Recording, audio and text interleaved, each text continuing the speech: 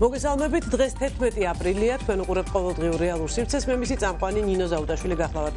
თანამედროვე გარემოსდაცვით პრობლემებს შორის ტყის ფონდის გადარჩენა ბუნებრივი დაზიანებისა თუ ადამიანური ჩარევისგან ერთ-ერთი ყველაზე მტკივნეული საკითხია. პრობლემის მოგვარება სახელმწიფო თუ არასამთავრობო ორგანიზაციების საკანონმდებლო ბაზის მოწესრიგებით და საზოგადოებრივი ცნობიერების გაჯანსაღებით ცდილობენ. Fond Your Forests და კორნელი კეკელიძის სახელობის ხელნაწერთა ეროვნული ცენტრის ორგანიზებით გამართული გამოფენაც სწორედ ამ პოლიტიკის ნაწილია. ვიდრე სალომე აფხაზიშვილი ამ თემაზე რეპორტაჟით შემოგვიერთდება, სტუმრებს წარმოადგენთ ბატონი კარლო ამირგულაშვილი, გარემოსა და ბუნებრივი რესურსების დაცვის სამინისტროს სატყეო პოლიტიკის სამსახურის უფროსი, ირაკლი ერაძე, Fond Your Forests დირექტორის მოადგილე, ბატონი გია გაგოშიძე, სოფლის მეურნეობის მეცნიერებათა დოქტორი, საქართველოს ტექნიკური უნივერსიტეტის პროფესორი და რა თქმა უნდა, სალომე აფხაზიშვილს გადავცემ სიტყვას, რომელმაც იმუშავა ამ თემაზე. მადლობა ნინო, მივესალმები კიდევ ერთხელ სტუმრებს, ტელემაყურებელს და მე გამოფენაზე ბევრს არ ვიტყვი, იმიტომ რომ ძალიან კარგი ექსკურსია მძღოლი ყავდა ჩვენ და გიდი აი ამ გამოფენაზე და ის სიუჟეტში ძალიან კარგად აგვიხსნის რა დოკუმენტებზეა საუბარი. უბრალოდ ვიტყვი იმას, რაც ჩემთვის ყველაზე მეტად საინტერესო იყო ამ გამოფენაზე სტუმრობის დროს, თვითონ ეს ცენტრი, ხელნაწერთა ეროვნული ცენტრი, ძალიან მნიშვნელოვანია, რომ არის სოციალური, ასახავს საქართველოს სოციალურ ისტორიას იმ საცავით, იმ დოკუმენტებით, რაც იქ ინახება და პერიოდულად, როდესაც ეწყობა ეს გამოფენები, ჩემი რჩევა იქნება მაყურებლისთვისაც, რომ ხშირად ესტუმრონ ამ გამოფენას, იმიტომ რომ იქ არის გამოფენილი არა მხოლოდ ის დოკუმენტები, რომელზეც სახელმწიფო ან ეკლესია მუშაობდა, არამედ მოქალაქეების მიერ შედგენილი სახალხო სამართალი, ესე შეიძლება ითქვას და ის დოკუმენტები, რომელიც ადამიანები ნამდვილად აი ეს კარგად ჩანს ამ დოკუმენტებში და ერთ-ერთი გამოფენა იყო სწორედ აი ამის ნაწილი. შეგვიძლია ვნახოთ უკვე ვიდეო და გავიგოთ რა დოკუმენტებზეა საუბარი და შემდეგ გავაგრძელოთ დისკუსიას სტუმრებთან ერთად.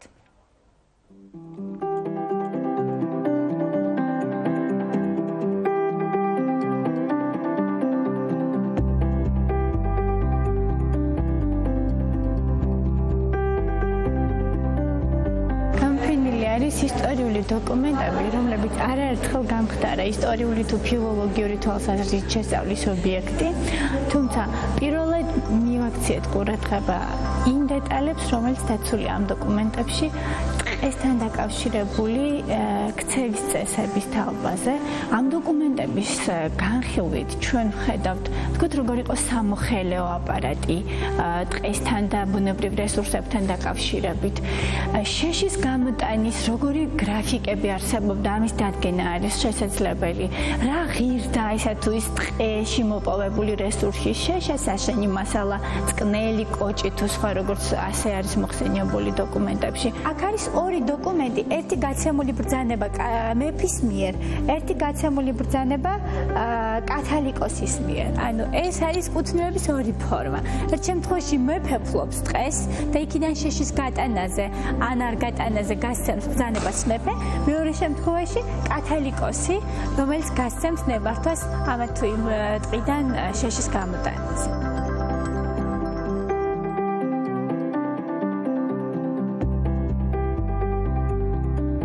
არის დაწერილი ხელწერილი სოფლის მცხოვრებლების მიერ, არა რომელიმე სახელმწიფო მოხელის მიერ, არამედ თვითონ მოსახლეობა წერს, რომ თუ კი ვინმე მოჭრის ხეს მეწყეს საშიშ ზონაში, მან სოფლის სასარგებლოდ უნდა გადაიხადოს 10 ცხვარი. ანუ ეს არის უკვე სამოქალაქო თვითშეგნების ნიმუში და არა ვთქვით რომელიმე ხელისუფლის მიერ აკრძალული. ცალკე არის ტყის საფარის შექმნა ღვთისგან, შემდეგ გვერდებზე გვაქვს ცხოველური საფარის შექმნა და ცალკე გვაქვს წყლის სამყაროს, თევზებისა და წყლის შექმნა ღმერთის მიერ. ესე რომ ამნაირი ანალოგიური ჩვენს კოლექციაში არ მოგვეწია. ვინაიდან დღეს სულ უფრო აქტუალურია ბუნების დაცვითი საკითხები, ჩვენ ვფიქრობთ, რომ თუ არ შეიცვალა საზოგადოებრივი აზრი, ვერც ერთი სახელმწიფო თუ არასამთავრობო უწყება ცალკე აღებული ეს იმდენად კომპლექსური პრობლემაა, რომ ამას ვერ დასძლევს. თუ საზოგადოებაში ჩაითვლება, რომ ეს ცუდი საქციელია და სამარცხვინოა, გაცილებით ადვილი იქნება სამთავრობო თუ არასამთავრობო პროფესიული უწყებებისთვისაც ამ პრობლემების გადაჭრა.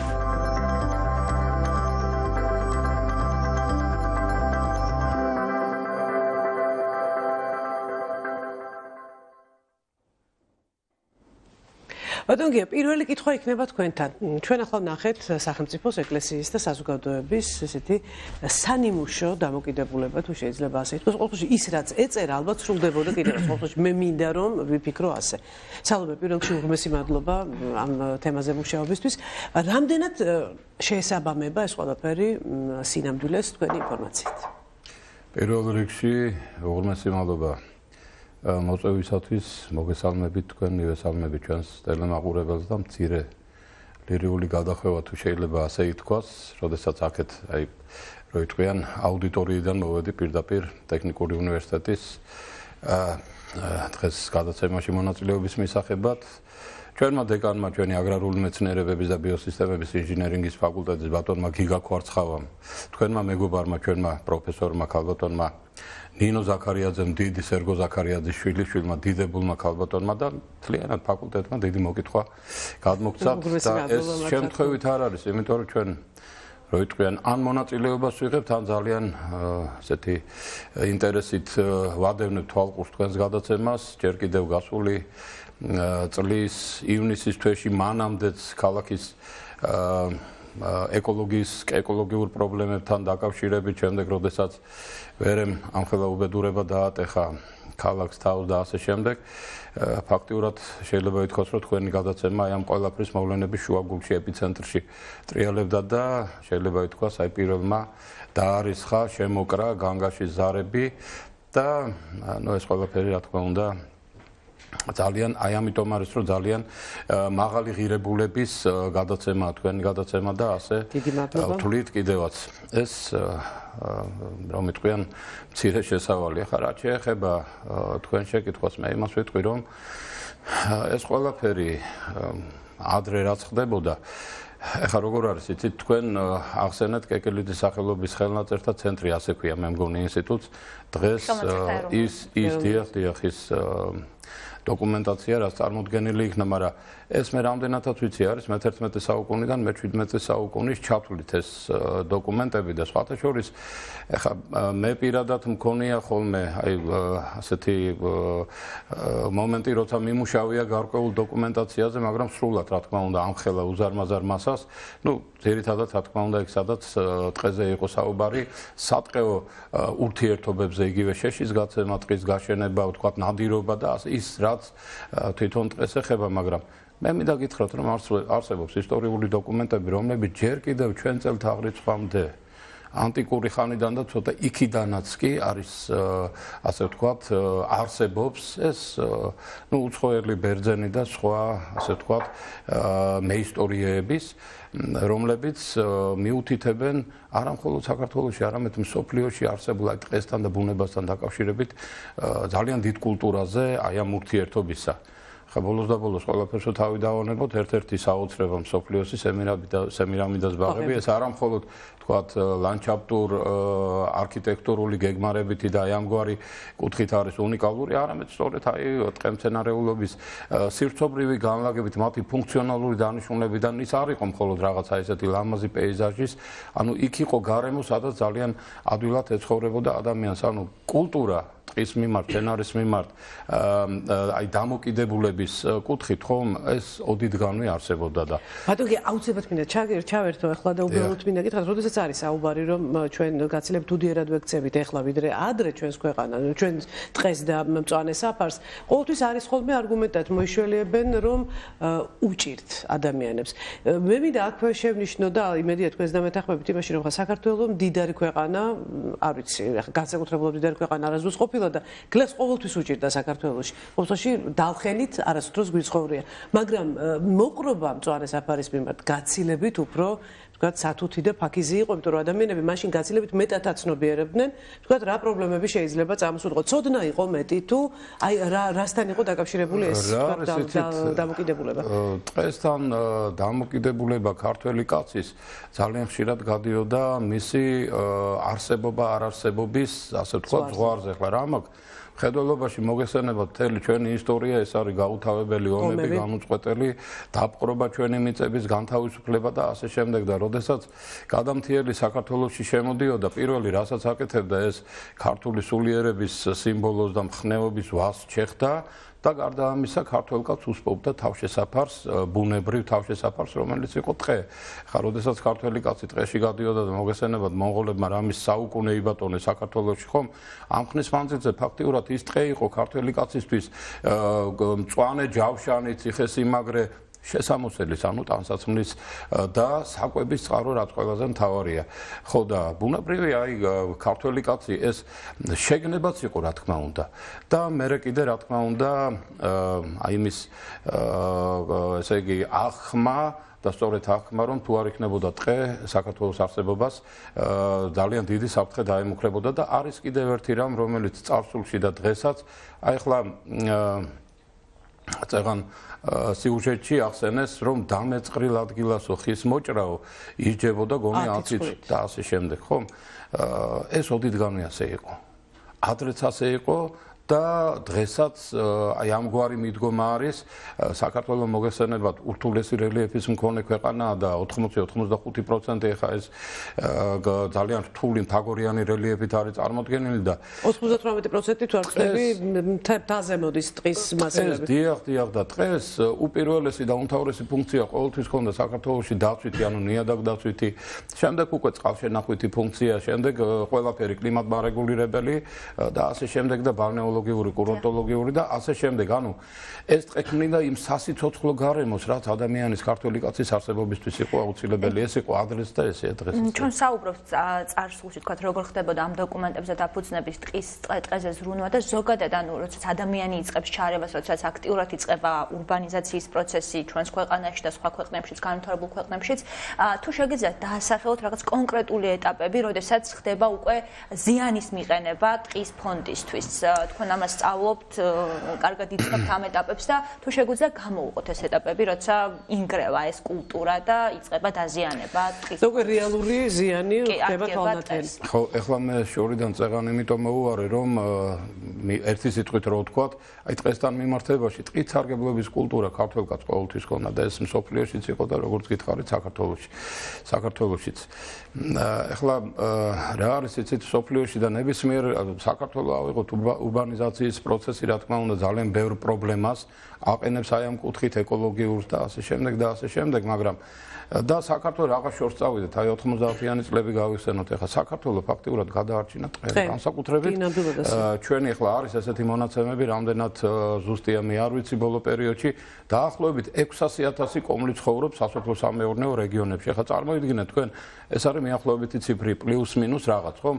წარმოიდგინეთ 90-იან წლებში და ცოტა აქეთაც, ხომ, ფაქტიურად ეს ხალხი იყო დამოკიდებული ტყეზე და ერთადერთი საშუალება იმ პერიოდში შეიძლება ითქვას იყო სათბობ ენერგეტიკული, ეს იყო შეშა, ხომ? და ეხლაც ესეა, სხვათა შორის, ეხლა ნუ ვიფიქრებთ, რომ დღეს თუ ცოტა რაღაც ისე გადაიარა იმ 90, ეხლაც ესეა, ასე რომ ქართველი კაცი ნებსით თუ უნებლიეთ, მაინც რაღაცნაირად მიჯაჭვური იყო ტყეზე, მაგრამ ეს ერთი მხარეა, მეორე არის კიდევ ერთხელ გავიმეორებ, აი ტყესთან დამოკიდებულების კუთხით კულტურა. ეხლა ბოლო პერიოდში აშკარად არ შეიძლება არ თქვათ, რომ აი ამ კუთხით, მაგრამ რაღაც აი დიდი სურვილი და ასე ვთქვათ, გარკვეული სმიდის სამუშაოები და მცდელობები, რომ სწორი და ცივილიზებული მიმართულება მისცენ ტყით სარგებლობას, მაგრამ საქმე იმაშია, რომ ჯერ კიდევ აი იმ პერიოდში, როდესაც საბჭოთა კავშირი არსებობდა, მართალია ძალიან დიდი მასა, 300 მერქნის იყო თუ რაც იყო, შემოდიოდა რუსეთიდან, თუმცა მაინც იყო დაწოლა ტყეზე. 90-იან წლებში მოგახსენეთ და დღეს, როდესაც ფაქტიურად დარჩა სახელმწიფო ყოველგვარი აი ამგვარი ნედლეულის გარედან შემოტანის საშუალების გარეშე, ძირითადი დაწოლა რა თქმა უნდა, ეხლა იგივე ურბანიზაცია თქვენ რაც ბრძანეთ, ეს ყველაფერი ეხა კი მეტალოპლასმასი შემოვიდა რაღაც სხვადასხვა საშუალებები, მაგრამ ძალიან ბევრი რამ იმ მერქანს ვერ ცვლის. და აქედან გამომდინარე, რა თქმა უნდა, არსებობს, მაგრამ კიდევ ერთხელ მინდა გავიმეორო, რომ ამას უნდა მიეცეს სწორი მიმართულება, ცივილური მიმართულება. და რაც ყველაზე მთავარია, პირველ რიგში, ჩვენ ახლა ალბათ აი ბატონი კავლო აგზანდება, რომელიც საქართველოს სატყეო პოლიტიკას დიახ ხელმძღვანელობს და წარმართავს. აუცილებლად საკანონმდებლო ბაზა, საერთოდ აი სატყეო პოლიტიკის დახვეწა, ესეთი საერთოდ თუ შეიძლება რაიმე იყოს აი აქედან აღებული, რაც ვთქვათ, აი ამ გამოფენაზე იყო წარმოდგენილი. ჩვენ ამიტომ ხომ არ აპირებთ კიდევ რაღაც დამატებას და მე გადმოვალთ ისევ თქვენთან. სხვათა შორის ძალიან ბევრი რამ აღებულიც იყო და ეხლა რა არის იცით 1993 წელს კეკელიძის სახელობის მაშინდელმა ხელნაწერთა ინსტიტუტმა გამოცა პირთა ანოტირებული ლექსიკონი. მთელი ჩვენი უდიდესი ისტორიკოსების, ქართველი მეცნიერების კოჰორტა არის ავტორი. აი ამ პირველი ტომი, შემდეგ გამოვიდა მეორე ტომი და ასე შემდეგ. ეხლა ზუსტად არ ვიცი რამდენი ტომი და მე-11 საუკუნე და როგორც წეღან მოგახსენეთ მე-17 საუკუნის ჩათვლით, აი გვარების მიხედვით არის ქართული გვარების, რეალური არსებული პიროვნებების და ასე შემდეგ და უამრავი მონაცემი არის აი როგორი სიფრთხილით, როგორი ესეთი რუდუნებით და როგორიც აი მომხმარებლური დამოკიდებულებით კი არა მხოლოდ, არამედ აი სიფრთხილით ეკიდებოდა ქართველი კაცი, შეშა იქნებოდა თუ გარდა ამისა არამერქნული რესურსებით სარგებლობას, როგორც არის ხილი, კენკრა, თქვათ იგივე სამკურნალო მცენარეები მოგესწენებათ, უამრავი ქართული გვარი თურმანიძეები ჯერ მარტოდ რადღირს, ხომ ფაქტიურად იმ ჩვენი სამკურნალო მცენარეების ბაზაზე, ასე ვთქვათ, ამზადებდნენ იმ უნიკალურ სამკურნალო საშუალებებს და ასე შემდეგ. აი ამ დოკუმენტების გამოფენაც ეწყობა, როგორც ვიცი, მე 22 აპრილს დედამიწის დღესთან დაკავშირებით ხელნაწერთა ეროვნულ ცენტრში სამკურნალო მცენარეებთან დაკავშირებული დოკუმენტების და ტელემოყურებლის შეობა საინტერესო იყო. კიდე რა მინდა ვთქვა, მაპატიეთ ერთს დავამატებ, მაგრამ მიუხედავად ამ ყველაფრისა, გასულ საუკუნეში მოგეხსენებათ საქართველოში უკვე უმაღლეს სატყეო განათლებას ჩაეყარა საფუძველი საქართველოს მაშინდელ პოლიტექნიკურ ინსტიტუტში თბილისის, შემდეგ ერთი წლით ადრე ვიდრე ჩვენი დედა უნივერსიტეტი დაიწყებდა ფუნქციონირებას, შემდეგ სასოფლო-სამეურნეო ინსტიტუტში გაგრძელდა ეს ყველაფერი და რა მინდა ვთქვა, იცით, 30-იან წლებში, მაშინ როდესაც არსებობდა ჯერ ამიერკავკასიის და მერე თბილისის სატყეო ტექნიკური ინსტიტუტი, საერთოდ სატყეო განათლების და მეცნიერების დამაარსებელი გახდა დიდი ქართველი მეცნიერი სოლომონ ქურდიანი, რომელიც დიდმა ივანე ჯავახიშვილმა და პეტრე მელიქიშვილმა მოიწვიეს პოლონეთიდან პულავში, ნოვო-ალექსანდრიაში, სატყეო ტექნიკურ ინსტიტუტში განათლება მიღებული, იქვე მომზადებული როგორც უკვე მეცნიერი პედაგოგი და ასე შემდეგ და რომელიც სხვათა შორის თბილისის უნივერსიტეტის ერთ-ერთ დამაარსებლად ითვლება და იქ კითხა ლავრენტი ბერიამ ქვეყნის ერთ-ერთმა მესვეურმა, ქვეყნის არა მხოლოდ ამიერკავკასიისაც, რომ აი იქ უკვე საუბარი იყო ცელულოზა ქაღალდის და რაღაც აი ამ მრეწველობის ნელ-ნელა, ასე ვთქვათ, საქართველოში შემოტანაზე აი ამ კუთხით მრეწველობის განვითარებაზე და კითხა მას რომ აი რამდენად შესაძლებელია რომ ჩვენ საქართველოს ტყეების ჩვენი ადგილობრივი რესურსით თქვათ გამოვიყენოთ აი ამ საქმისათვის. სოლომონ ქურდიანის პასუხი ის უკვე 70 წელს გადაცილებული უდიდესი მეცნიერი იყო, მაგრამ პირველ რიგში ერისკაცი იყო პირდაპირ აი ესეთი მოჭრით ნათქვამი. ჩვენ საქართველოში სამრეწველო ტყეები არ გაგვაჩნია. და ამის გულისთვის ის ფიზიკურად გაანადგურეს. ხო და აი თქვენ წარმოიდგინეთ უკვე იყო ესეთი მიდგომა და აი მე წეღარ როდესაც რელიეფის სირთულე ვახსენე, უპირველესი ფუნქცია ეს არის, მაგრამ დღეს როდესაც გვიჭირს ხომ, იძულებული მაგრამ აიც მაქსიმალურად უნდა მოვერიდოთ ალბათ ის განადგურებას. ორი აზრი არ არის. ირაკლი, როცა თქვენ გადაწყვეტეთ, ეს იყო თქვენი ფონდის იდეა, რომ მოგეწყოთ ესეთი მართლაც არაჩვეულებრივი გამოფენა, რას გულისხმობდით და რა გინდოდათ იდეაში, რომ თქვათ ინფორმაციის მიწოდება და ამ ისტორიული გამოცდილების თქვათ გათვალისწინება სახელმწიფოს და საზოგადოების მიერ. როგორ ფიქრობთ, რამდენად არის ეს შესაძლებელი? პირველ რიგში მოგესალმები, ძალიან დიდ მადლობას მოგახსენებთ. იმისთვის რომ ამ საკმაოდ საინტერესო და საჭირო საკითხს დროს უთმობთ, იმიტომ რომ თვითონ თემა ძალიან კომპლექსურია, მაგრამ გამომდინარე დღევანდელი გადაცემის თემიდან ზუსტად თქვენი ტელევიზიების როლი ერთ-ერთი გადამწყვეტი როლი, რაც აი უნდა დაეხმაროს ზუსტად ამ მიმართულებას, რომ საზოგადოების ცნობიერება როგორღაც შეიცვალოს დამოკიდებულება გარემოს მიმართ. ამ იდეის ესე ვთქვათ, მაინსპირებელი იყო ის დოკუმენტი, რომელიც ჩვენ სიუჟეტში ვნახეთ, სადაც ხევსურეთის ერთ-ერთ სოფელში თვითონ აი ადგილობრივი მოსახლეობამ შეიკრიბა და გადაწყვიტა, რომ მოდი ჩვენ არ მოვჭრათ ხეიქ, სადაც შეიძლება გავანადგუროთ მეწყერი ჩამოწვეს. და ამის გამო ეხლა ეს არავის არ დაუძალებია არც ადგილობრივ ფეოდალს, არც მეფეს, არც არავის. თვითონ მივიდნენ გადაწყვეტილებამდე, რომ დავიჭით ჩვენ საკუთარ თავს. თუ ესეთ რამეს გავაკეთებთ. დამოკიდებულება ისტორიული თვითონ საქართველოს მოქალაქეების ქართველი ერის გენეტიკაში არსებობს ესე იგი, ხო? ანუ დამოკიდებულება იმისა, რომ ჩვენ დღეს საერთოდ არ ჭირდებით, თუ ესე თუ შევხედავთ, ადამიანებს ჭირდება გარემოდე, თუ არ მოუარეთ, ხო, ასე შესაბამისად არც გამოვა არაფერი, გამომდინარე იქიდან, რომ მესმის თქვათ, რომ როდესაც ადამიანს ცივა ეს უნდა გათბეს, მაგრამ ეს მტაცებლური დამოკიდებულება კიდევ ერთხელ ვიმეორებ, არის დამოუკიდებელი გარემოსთვის. თავარი მიზანი ამ გამოფენის იყო ზუსტად იმ მესიჯის გაგზავნა საზოგადოებისთვის, რომ მათი გვერდში დგომის გარეშე, ვერც ჩვენაერი ფონდი, ვერც აღებული სახელმწიფო, ვერც აღებული სარგებლო უნივერსიტეტები, ვერავინ აბსოლუტურად დედამიწის ზურგზე ვერ შეძლებს ამ პრობლემის მოგვარებას საზოგადოების სოლიდარობის შესრულების გარეშე. ეს იყო ძირითადი მაინსპირირებელი და ძირითადი მესიჯი, რაც ამ გამოფენით გაიგზავნა მოსახლეობას, თორე ესე თვითონ ფონდი საქმიანობა საკმაოდ კომპლექსურია, მაგრამ დღეს ზუსტად თემიდან გამომდინარე ამაზე ვამოხილებ ყურადღებას. კი, გავაგრძელებთ აუცილებლად თქვენს აქტივობებზე საუბარს. ბატონ კარლოსთან მინდა გადავიდე შეკითხვით. ჩვენ მოვისმინეთ, რომ საზოგადოების დამოკიდებულება და ცნობიერება არის ძალიან მნიშვნელოვანი, რომ იყოს მომართული ტყის გაფრთხილებას სადმი. თვითონ სამინისტრო რამდენად იზიარებს თუნდაც იმ გამოცდილებას, რაზეც იყო საუბარი სიუჟეტში და რისი გამოცდილებაც ჩვენ გვქონდა ისტორიულად.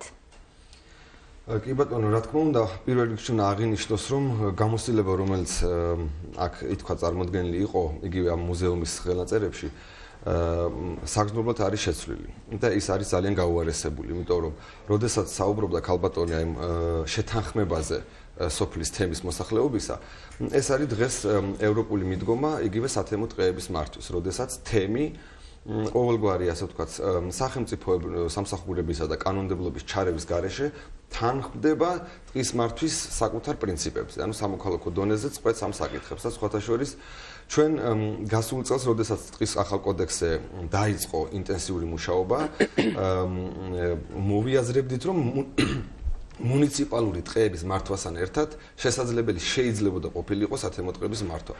ჩვენ არ ვიცოდით, უნდა ვაღიარო ამ ხელნაწერების შესახებ, ყოველ შემთხვევაში ჩემთვის პირადად არ იყო ცნობილი და ჩვენ ძალიან გვიხარია, რომ ასეთი ხელნაწერები არსებობს და ჩვენ გქონდა საუბარი, რომ ვაპირებთ, რომ პოპულარულ ენაზე გამოიცეს და უფრო მეტად გამოსაყენებელი გახდეს, ასე ვთქვათ, კანონმდებლებისთვის და აღმასრულებელი ორგანოებისთვის ეს დოკუმენტაცია.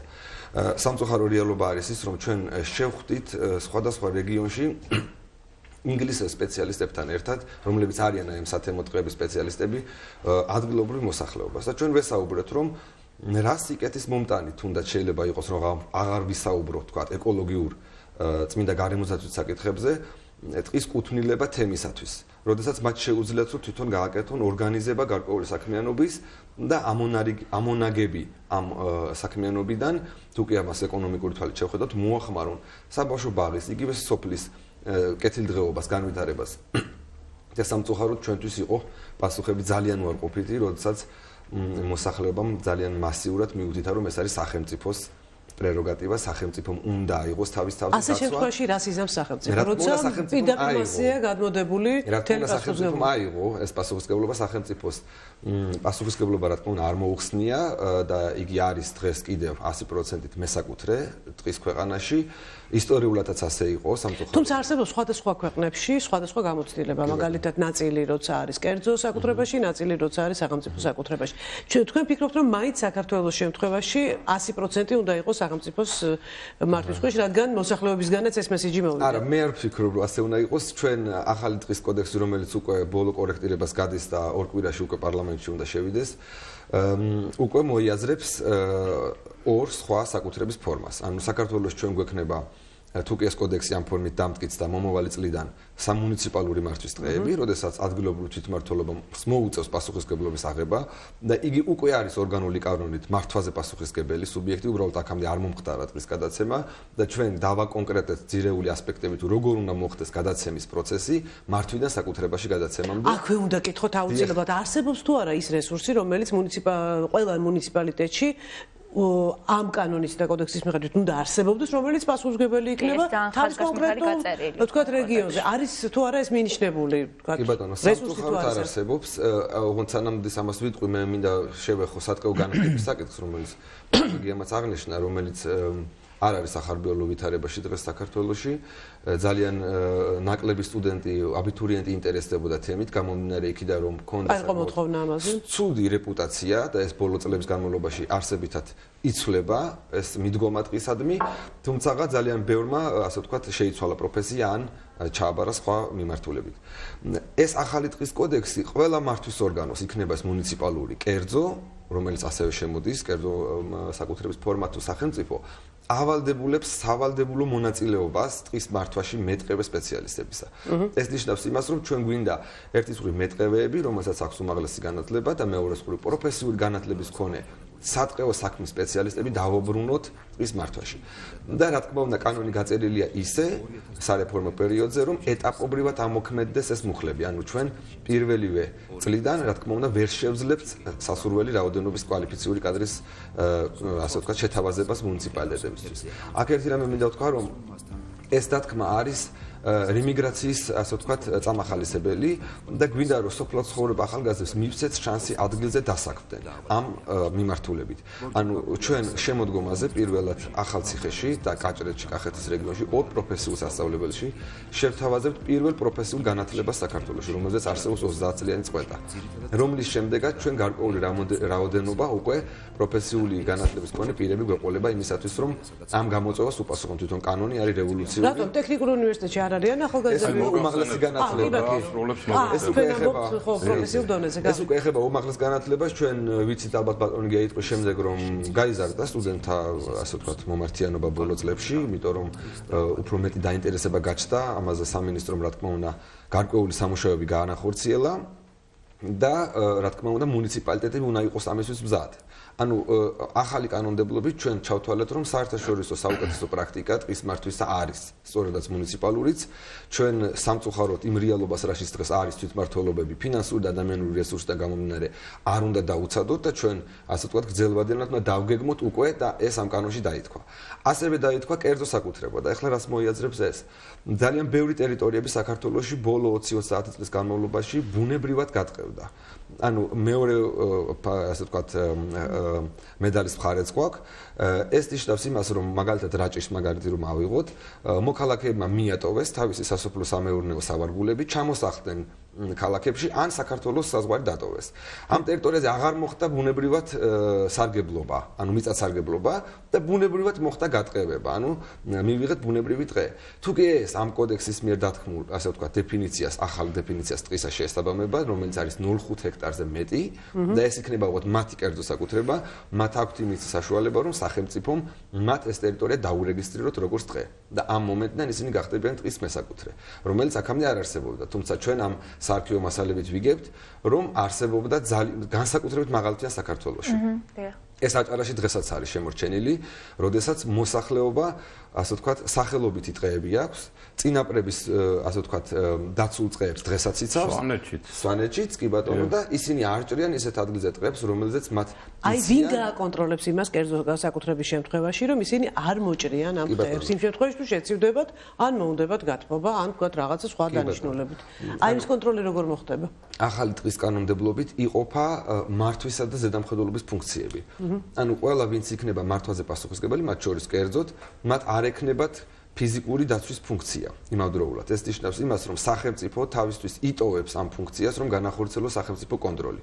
რა თქმა უნდა, აქაც იქნება ბევრი გასატარებელი ღონისძიებები და იგივე, ასე ვთქვათ, დასამატებელი საშტატო რიცხოვნობა, გასაძლიერებელი საზედამხედველო სტრუქტურა, რომელიც დღეს არის გარემოსდაცვის ზედამხედველობის დეპარტამენტის სახით, მაგრამ ჩვენ გვინდა რომ გადავიდეთ ეგრეთ წოდებული სოციალური ჭრიდან, რომელიც არის ძალიან მახინჯი პრაქტიკა სამწუხაროდ და მსოფლიო ამნაირ ჭრის ფორმას არცნობს, რომელიც საქართველოში გვაქვს, გადავიდეთ სატყეო მეურნეობაზე. ის რაც არსებობდა აწლევლების წინ, ის რაც არსებობს დღეს ევროპაში, ის რაც ჯდება მდგრადი მეტყევეობის პრინციპებში და ის რაც არანაირად არ შეეფერება დღევანდელი ტყისარგებლობის ფორმას. ეს გულისხმობს ჩვენ დღეს მოქალაქეს სახელმწიფო აძლევს გამომდინარე სოციალური შეჭირებულობიდან 7 კუბომეტრს და მაღალმთიაში 15 იმისათვის რომ მან გამოიზამთროს. და ეს არის მხოლოდ პირადი მოხმარებისთვის. ეს არის საშეშე მერქანი, ანუ ეგრეთ წოდებული მეორე ხარისხის. აძლევს რას გულისხმობს, რაღაც ნებართვას გასცემს. ნებართვას, ბილეთი, ეს არის ბილეთით, ანუ მოქალაქე იღებს კონკრეტულ ადგილას, სადაც მეტყევე მოუნიშნავს ამ ტერიტორიაზე გარკვეული რაოდენობის ხეებს, იგი მიდის, რა თქმა უნდა, მის ინტერესში არ არის, რომ სწორად მოექცეს ხეს, ანუ სწორად მოჭრას, სწორად გამოათრიოს, არ დატოვოს ტყეში ნარჩენი. ანუ ამ შემთხვევაში რა ფორმითაც დღეს ხდება ეს გაცემა ხე-ტყის. მოქალაქის ინტერესი მდგომარეობს იმაში, რომ მაქსიმალური რესურსი მოიტანოს დროულად და მიიტანოს სახლამდე. იცის მან რომ ეს არ შეიძლება რომ გააკეთოს, უბრალოდ ხშირ შემთხვევაში იცის კი ბატონო, მაგრამ დამატებით არ ღვევს და მის ინტერესში აღარ არის, ასე ვთქვათ, რომ ეს ნარჩენი გამოიტანოს და ეს ნარჩენი და მე მინდა გითხრათ, რომ ის ხე-ტყე მერქანი, რომელიც დღეს ღუმელში იწვება და ჩვენ უკვე ვასაჯაროებთ ამ ინფორმაციას, რომ ფაქტობრივი ჭრა, ასე ვთქვათ, აწარბებს 2.400.000 კუბომეტრს ყოველწლიურად. ეს არის ძალიან დიდი მონაცემი, გამომდინარე იქიდან, რომ ჩვენ დაახლოებით 419.000 კომლი საქართველოში პირდაპირ არის დამოკიდებული საშეშე რესურსზე.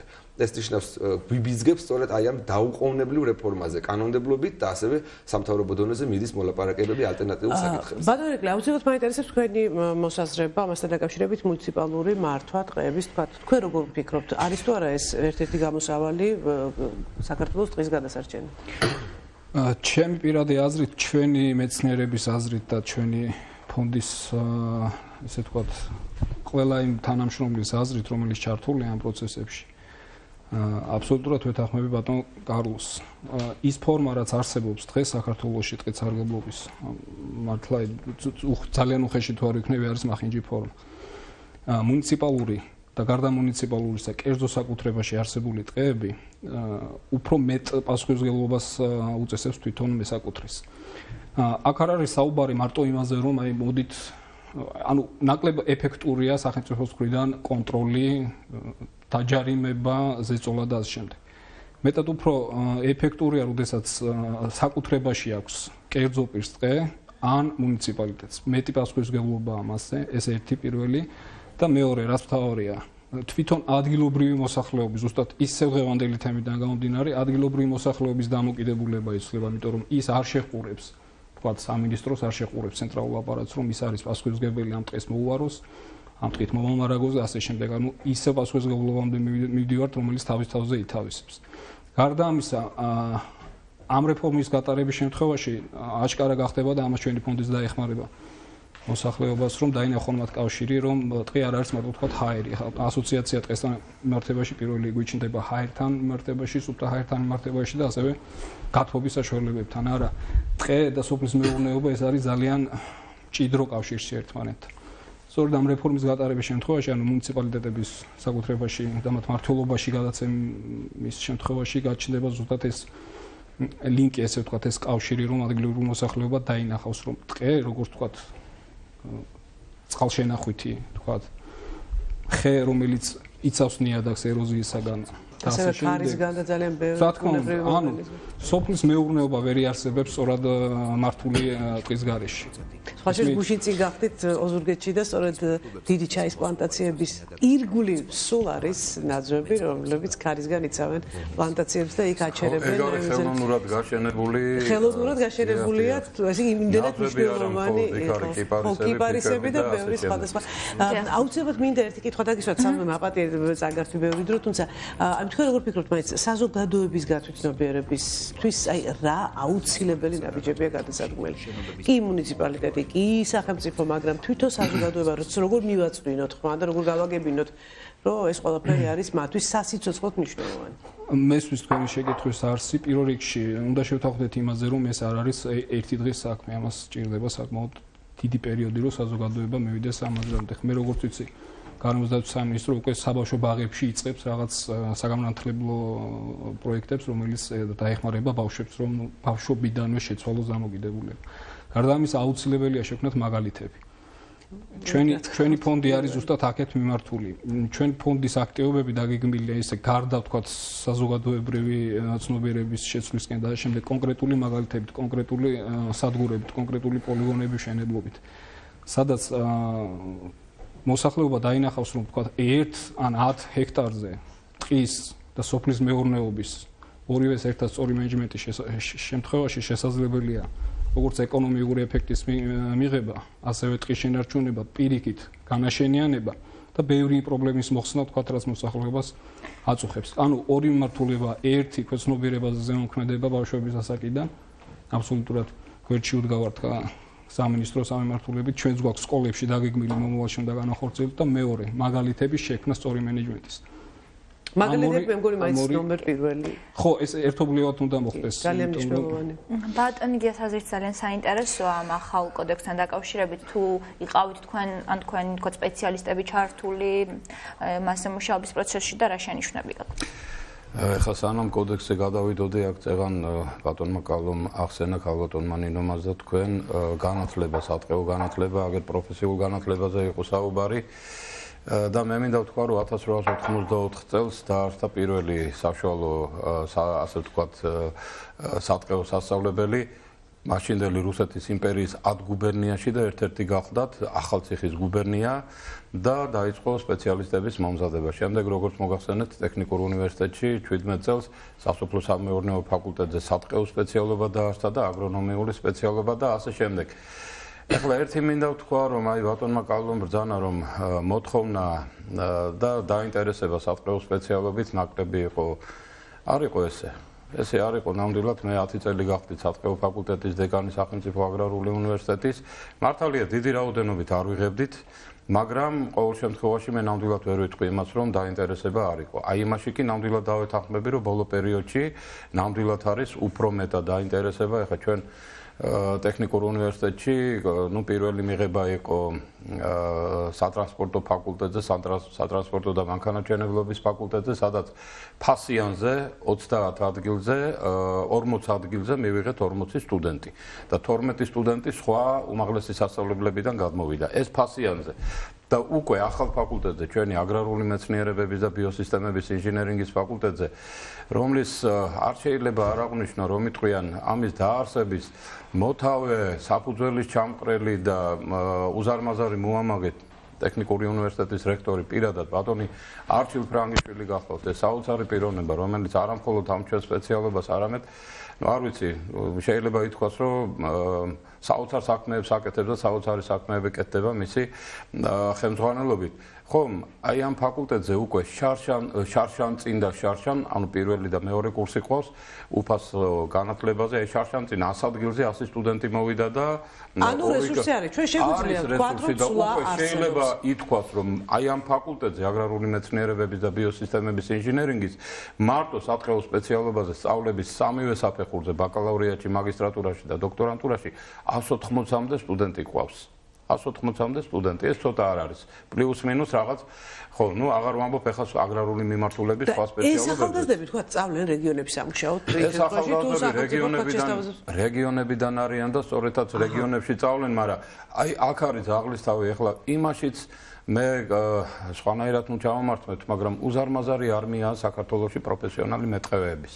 და იცით რომ დაახლოებით 85-90% დღეს სატყეო მეურნეობაში არასპეციალისტი მუშაობს. აი ბატონო, ეს არ არის სახელმწიფოსთვის ერთ-ერთი ყველაზე მნიშვნელოვანი. ბოდის მოვიხდი, მაპატიე დაავთავრებ და აი თუ ამგვარი მიდგომა გაგრძელდა, ეხლა რამდენიც არ უნდა მოვამზადოთ, ხო? თუ არ გამოიყენა იმის არ იყოს ვერ ხედავ და ვინც ხედ თუ აღჯერა და ვისაც გჯერა გაგვეტარეთო. ეხლა ამ ხალხს დანახვა უნდა. კი ბატონო, გასაგებია რომ იქ თქვა უნდა მოხდეს კონკურსებით შერჩევა თქვა სპეციალისტების მიღება და რაღაც, მაგრამ ობიექტური უნდა იყოს ეს კონკურსები და ასე შემდეგ. ბატონო, აი ამ შენიშვნის გარდა კიდევ რომ დაავასახელოს თუ გაქვთ რაიმე შენიშვნა ბატონ კარლოსთან შემდეგ მოვისმინოთ პასუხი. შენიშვნა არა, აქ შენიშვნაზე არ არის საუბარი. ეს არის უბრალოდ ის არსებული რეალობა, რომელსაც მე ხაზს უსვამ. ეხლა აქ მე აბსოლუტურად ვეთანხმები ბატონ კალოს და ძალიან გამიხარდა და მე სიამონა რომ ეს გააჟღერა. თუ არ აღდგა ის ძველი სტრუქტურა, მართვის სტრუქტურა, როგორც იყო სატყეო მეურნეობა, ხო? და მან არ განახორციელა ის სრულყოფილი კონტროლის მექანიზმი ტყის სარგებლობაზე, ხო? არაფერი არ გამოვა, აი, როდესაც შეიქმნა ეს რაღაც უსახური სტრუქტურები, რაღაც უბნები, ამან კიდევ ერთხელ დაგვარწმუნა, რომ ეს არის ძალიან ეფექტური და შეიძლება ითქვას ტყის საწინააღმდეგოდ მიმართული. ეხლა აქ ითქვა კიდევაც აი რაღაც ისეთი გაკვრით კერძო საკუთრებაზე იცით რა არის? ახლა კერძო საკუთრება რა ჯობია იმას, აი რასაც თქვენ ბრძანებთ, ახლა თავისი რო იქნება, უფრო კარგად გაუფრთხილდება სამწუხაროდ საქართველოს პარადოქსების ქვეყანა ახლა წეღან ესეც ბრძანე და იმასაც ბრძანებთ, რომ საზოგადოების შეგნება აი ამ კუთხით, ბუნებასთან, ტყესთან დამოკიდებულების კუთხით, ცოტა ვერ არის ისე დონეზე, როგორიც უნდა იყოს. მე უფრო მეცაც გეტყვი, ჩვენ მაგალითზე კი არა, საფრანგეთმა, იცით თუ არა, რომ კერძო ტყეების უკან დაბრუნება დაიწყო. სახელმწიფო მყიდვა შესყიდვა დაბრუნება, იმიტომ რომ ვერ მოუარეს და ასე არის სხვა ქვეყნებშიც. ასე რომ ეხლა როდესაც უცხოეთის გამოცდილებაზე ვსაუბრობთ, ესეც უნდა გავითვალისწინოთ. ექსპერიმენტების დრო აღარ არის. უკვე რა არის იცით გლობალური დათბობა მიდის, უკვე ძალაში შედის გუშინ, ვისაც ეს ზღაპარი ეგონა დღეს უკვე ხვდება რომ რეალობა გაუდაბნოების პროცესია დაწყებული. ლომის წილი აი ამ ყველაფრის გასანეიტრალებლად და იმისათვის რომ ქართველმა კაცმა აი საარსებო გარემო არ დაკარგოს და ეს გარემო ისევ იმ კონდიციაში იყოს რომ ადამიანს ეცხოვრებოდეს ხომ ამაში აი ამ ყველაფერს არა მწვანე საფარში კი არა მხოლოდ ტყეში კონკრეტულად ეხა და რა თქმა უნდა ტყეში ეს ტყე მწვანე ეს არის უზარმაზარი ცოცხალი ორგანიზმი ერთობლიობა მერქნიანი მცენარეების ხის ბუჩქის ბალახოვანი მცენარის ნიადაგის წყლის ატმოსფეროს ნადირის ფრინველის მიკროორგანიზმის და აი მე ახლა როდესაც სპეციალისტებს გაუსვი ხაზი და კიდევ ერთხელ უზარმაზარი მადლობა ბატონ არჩილ ფრანგიშვილს და საქართველოს ტექნიკურ უნივერსიტეტს რომელმაც მეტყევებს და არამხოლოდ მეტყევებს აგრარულ მიმართულებას მეორე სიცოცხლე გვაჩუქა ფაქტიურად და ტრადიციულად იქ დავიწყეთ ჩვენ არსებობა ტექნიკურ უნივერსიტეტში და ისევ აი აქ აღდგა ეს სპეციალობა ჩვენი ხომ ჩვენი სპეციალობაც და აგრარული მიმართულებაც ხომ აი ეს ხალხი ესე იგი ხვალდაზე უკვე როგორც აი რომ იტყვიან აი სრულყოფილებით უკვე აღჭურვილი უმაღლესი განათლები და ასე შემდეგ აი ამ ხალხმა ძალიან ბევრი რამ უნდა გააკეთოს ტყისათვის და ბუნებისათვის და მე აქ ახლა წეღან ვთქვით ჭრაზე უკვე ლაპარაკი როგორ იცით წეღან თქვი რომ სიფთხილია მეთქი საჭირო ძალიან უნდა გახდეს არაპოპულარული თემა. წეღან ახლა ქალბატონო ნინო სანამ ეთერში შემოვიდოდით, საუბრობდით და ჩვენ ვახსენეთ ალტერნატიული წყარო. გაზიფიცირება საქართველოს სოფლების, გაზიფიცირება საქართველოს ტერიტორიაზე და ალბათ კი, ეს ალბათ კი, რა თქმა უნდა, მაპატიე და სული მწარია ახლა როგორც ცივილურადაც არ უნდა მიადგეს, როცა ადამიანი იყინება, თქვათ მშიერი ყავს შვილი. ახლა ქარსაფარი ზოლები, ვის რათ უნდა არაფრად არ ვარგა ვერხვის მერქანი ესე რომ თქვათ ალვის ხის და იგივე კანადური ვერხვის რომელიც ქარსაფარ ზოლებში იყო გამოყენებული, ხომ? თუ გაჩეხა ხალხმა ზოგი ამორტიზირდა თავისით თქვათ დანადგურდა ზოგი ადამიანმა გაჩეხა და რატომ? იმიტომ რომ მეტი საშუალება არ ქონდა მართალია ბამბასავით იწვის, მაგრამ იქ სადაც ტყეს შორს იყო და გამოტანა თქვათ ძალიან ჭირდა, ხო მიადგა და ჩეხა, მაგრამ რა მოიტანა ამან ახლა? ისიც ტყე არის. დაცვით ტყის ზოლს უწოდებ და რადგან ბარემ სიტყვა მოიტანა იმასაც ვიტყვი. ბატონ კალოსადაც უნდა გადავიდეთ ხო. ერთი წამი თუ შეიძლება კასპის რაიონის სოფელ კავთისხევში 5-6 წლის წინ მოსახლეობა გამოვიდა და თქვა, აი ამ ქარსაფარი ზოლების გაჩეხვა, წყაროები დაგვიშო სოფელშიო. ეს დიდი სოფელია, შეიძლება მთლიანად სოფელში არა და სასწრაფოდ ითხოვა, რომ აღვიდგინეთ ქარსაფარი. დაცვითი ტყის ზოლები. გამიგეთ, რომელიც ერთ-ერთი სახე არის ტყის ასე. და რა თქმა უნდა, როდესაც ბუნებრივ ტყეზეა საუბარი, იქ ახლა კი ბატონო, სოფლის მეურნეობაც, მაგრამ ტყეს უფრო ზოგადი და უფრო დიდი ფუნქცია აქვს აი საქართველოში. ფაქტურად ყოფნა არ ყოფნის ქართველი კაცის ყოფნისა და გადარჩენის და არსებობის ხელი შეწყობის ფუნქცია. ბატონო, თქვენ თუ გაითვალისწინებთ ყველაფერს, რაც ბატონმა იამეხა სპეციალისტების მოსაზრებები. რა თქმა უნდა, პირველ რიგში უნდა ითქვას, რომ კანონ პროექტის შემუშავების პროცესში იყო ჩართული სპეციალისტები, უშუალოდ მეტყევე სპეციალისტისა და ასე ვთქვათ იურისტის მიერ ერთობლივად იწერებოდა და რა თქმა უნდა ყველა სამეცნიერო წრეს ეგზავნებოდა ასე ვთქვათ კომენტარებზე და ხდებოდა საჯარო განხილვებიც. მრავალი საჯარო განხილვა გავიარეთ, ყველაზე აღსანიშნავი არის ის, რომ ყველა მუნიციპალიტეტში ჩავედით ჩვენ გასული კვირების განმავლობაში და ანუ მთელი საქართველოში უშუალოდ ადგილზე გავაცანით ის შეხედულებები, რაზეც თავში მქონდა საუბარი, მეურნეობის აღდგენა, სოციალური ჭრის ჩანაცვლება და ასე ვთქვათ იმ ფუნქციების წინ წამოწევა მრავალფუნქციური სარგებლობა ტყის, იმიტომ რომ ჩვენ დღეს სამწუხაროდ საუბრობთ და მინდა ხაზი გაუსვა, რომ ტყე შეშა არ არის და სხვა მნიშვნელოვანი, უფრო მეტად მნიშვნელოვანი ფუნქციები გააჩნია მას და ჩვენ სწორედ ახალი კანონმდებლობით და რეფორმით გვინდა რომ აი ამ მიმართულებას შევუწყოთ ხელი. ეს არის არამერქნული რესურსი, რაც ბატონმა გიამახსენა, ეს არის რეკრეაციული დანიშნულებით ტყეების სარგებლობა, ეკოტურიზმის განვითარება და სხვა.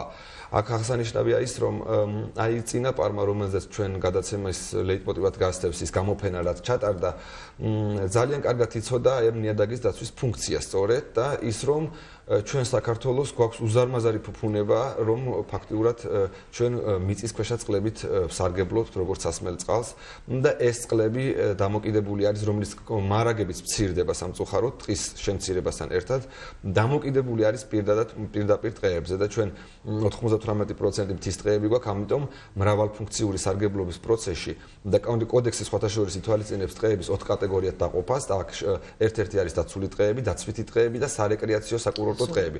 ანუ სხვადასხვა ზონები, რომელთა ასე ვთქვათ, ერთობლივი ფუნქციონირებით ამ უმნიშვნელოვანესი ასე ვთქვათ ფუნქციის მქონე ასე ვთქვათ ტყეების სხვადასხვა მიმართულებით გამოყენება შეიძლება რომ ჩვენ არ ვიფიქროთ მხოლოდ შეშაზე და ეს არ იყოს ერთადერთი სარგებელი იმიტომ რომ იგივე წყალი არის უზარმაზარი სარგებელი ქვეყნის ეკონომიკისთვის და მოსახლეობისთვის წარმოიდგინეთ ახლა ჩვენ ყიდულობდეთ მეზობელი ქვეყნიდან ან წყალი რომელიც არის მდინარეები იქიდან ხდებოდეს გაფილტრა უმრავლესი რაოდენობის აი ეს არის ძალიან მთავარი არსი ამ რეფორმის ბატონი ირაკლის მინდა ვკითხო ბოლო კითხვა გვაქვს უკვე ამ დროისთვის და თუ არის კიდევ დაგეგმილი ცნობიერების ამაღლების მიზნით თქვენი ფონდის მიერ რაიმე ღონისძიება რომელიც დაინტერესოა რომ ვიცოდეთ ჩვენც და მაყურებელმაც კი არის რამოდენიმე წუთი გვაქვს უბრალოდ საუბარი რამოდენიმე მიმართულებით არის დაგეგმილი რაც მთავარია ჩვენ ვაპირებთ უკვე ხა პროგრამა მუშავდება რომელიც ალბათ ორ თვეში მაქსიმუმ თვითონ მმართველობითი ორგანოს მიერ ფონდის მმართველობითი ორგანოს მიერ დამტკიცდება ეს არის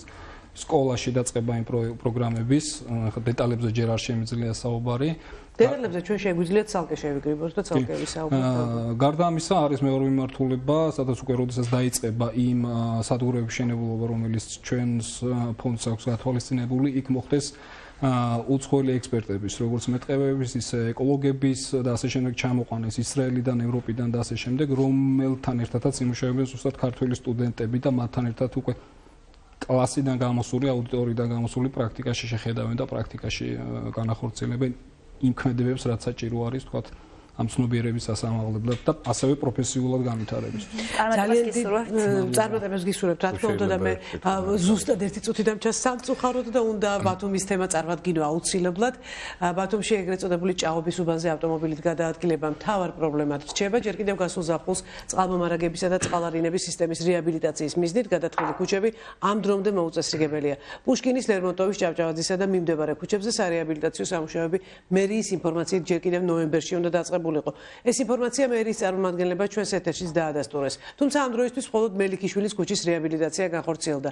ინფორმაციისთვის წყალმომარაგებისა და წყალარინების სისტემის რეაბილიტაციის პროექტის მესამე ეტაპი გერმანიის განვითარების ბანკისა და აჭარის ავტონომიური რესპუბლიკის მთავრობის ურთიერთთანამშრომლობით ხორციელდება. პროექტის ფარგლებში 550.000 ევროა გამოყოფილი და პირველ ორ ეტაპზე ქალაქის ცენტრალური ნაწილის წყლისა და კანალიზაციის სისტემის სრული რეაბილიტაცია განხორციელდა.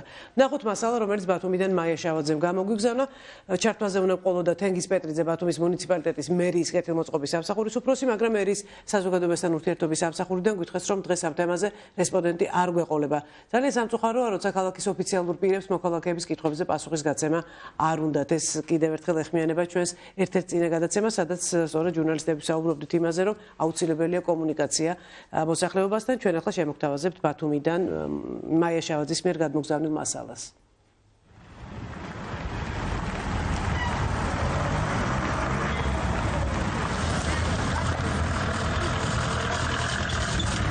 პრობლემას გვქნის ყველი მანქანები რომ დადია. არც წყავენ. ჯობით ყველში. ბალკონში ვერ გამოფავდერ და ისეთი სამჯერად ვერ გააღებდა.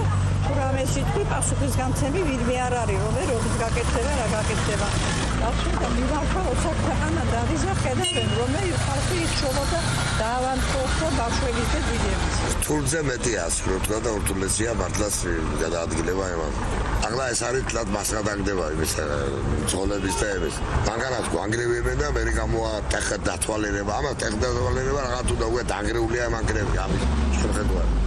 ამ ქუჩების შეხედვა.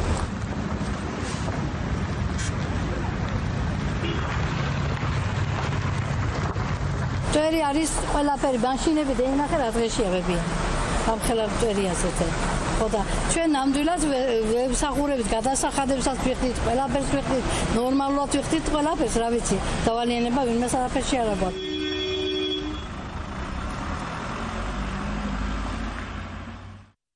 ძალიან წუხვა რომ ამ საკითხებზე მოსახლეობამ პასუხი ვერ მიიღო მერისგან, თუმცა მე აუცილებლად ვფიქრობ, რომ ერთ-ერთ მომდევნო გადაცემაში ჩვენ ვეცდებით მივიღოთ მათგან დაზუსტებული ინფორმაცია. კიდევ ერთხელ ძალიან დიდი მადლობა მობრძანებისთვის. ჩვენ ამ თემებს აუცილებლად კვლავ დაუბრუნდებით, იმიტომ რომ ჩვენც ვფიქრობთ, რომ ტყე არის ჩვენი არსებობის ერთ-ერთი უმნიშვნელოვანესი რამ, ასე რომ ამ თემებზე საგანმანათლებლო კუთხითაც აუცილებლად დაგეხმარებით მაქსიმალურად, როგორც შეძლებს ერთი კონკრეტული გადაცემა რეალური სივრცე და საზოგადოებრივი მაუწყებელი. სალომე, ძალიან დიდი მადლობა თემის მომზადებისთვის. თქვენ ხვალ გიორგი ახმეტელი გიმასპინძლებთ, ზეგ ისევ ჩვენ შევხვდებით კვლავ აქტუალურ და მნიშვნელოვან თემებზე სასაუბროდ. ნახვამდის. დიდი მადლობა.